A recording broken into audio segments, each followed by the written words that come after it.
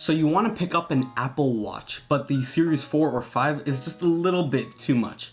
Well, in this video, I'm going to be talking about the Apple Watch Series 3 to see whether or not it is still worth it and if it's a good purchase in 2020.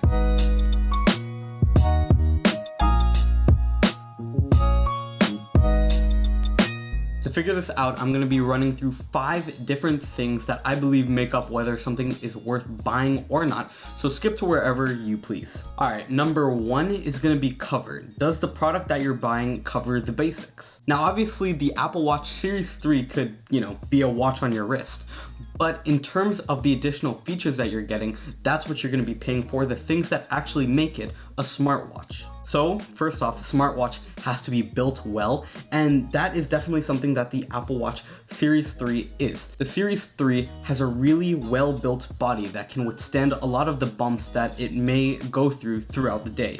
It also has a really modern-looking screen that doesn't feel too outdated yet. There are also a ton of different features that this watch can do, and I actually have a video discussing some of those features, so you might want to check that out first. But in short, here are some of the features that I think are the real selling points. First of all, there's a ton of sensors, which come especially handy for things like working out. Next, it has excellent resistance to dust and especially water, and of course, all the amazing apps that you can get on this watch to accomplish whatever you want it to. All in all, a watch like the Apple Watch Series 3 really goes above and beyond what is essential in a smartwatch. It can do whatever you need to do and really does cover all your basics. Number 2 is compromise. What is the frustrations versus the pleasures that you're getting out of the watch? Now this watch does have a lot of pleasures, so let's just start with the internals. It has 768 megabytes of RAM compared to the 1 gigabyte that is found in the more recent watch iterations. And on the GPS model, it has 8 gigabytes of built-in storage,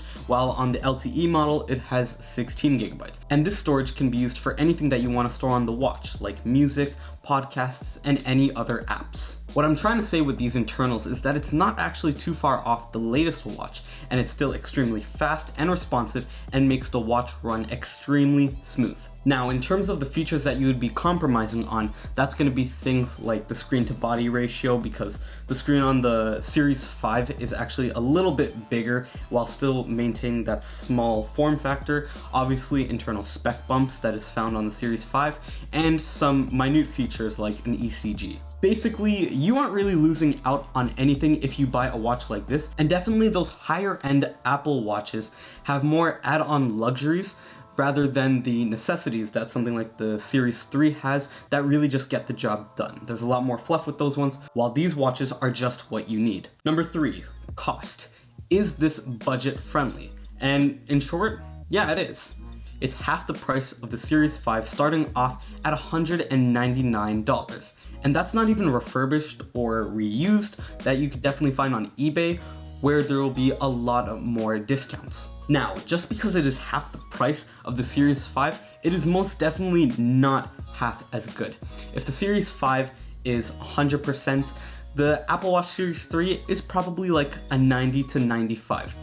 Even though you're paying half, you're still getting basically a Series 5. So it definitely meets the budget-friendly requirements and actually packs a lot into it for the given price. Number 4, coverage. Is this going to be future-proof? And when it comes to future-proofing, you're really just talking about the OS, and this watch is actually running the latest watchOS 6. It runs extremely smooth and does not feel slow at all, and considering that the new watches have 1 gigabyte of RAM in them, it's not too far off. If the Apple Watch is anything like the iPhone line, plus how much Apple optimizes for their older devices to be useful, it should be fine for the next few years. I mean, come on, the Series 1 is still supported with watchOS 6. And number 5, competition. It's just something that you can get that is better.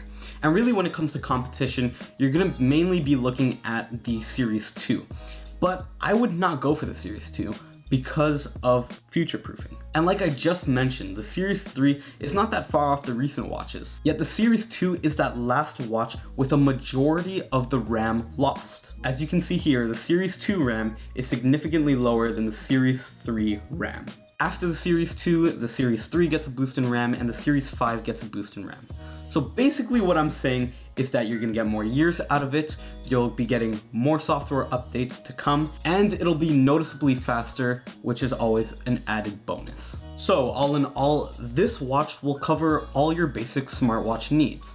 It won't compromise on any of the new features that are on the latest watches, and it'll still give you all the great ones that you'd expect on the watch. It won't have any ridiculous costs, especially if you get it refurbished, and it'll cover you for years to come.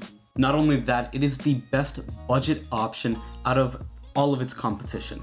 So I would definitely recommend picking up this watch because it could provide you a lot of value even in 2020, and even though it is a little bit dated, you're still gonna get a lot of value out of this watch. And just like the Apple Watch Series 3 could provide you a lot of value, if this video has provided you any value, it would really help my channel if you left a like and even subscribed if you want more videos just like this one. More videos are on the way, so hit the bell icon if you don't want to miss them. I'm Matt, and thanks for watching.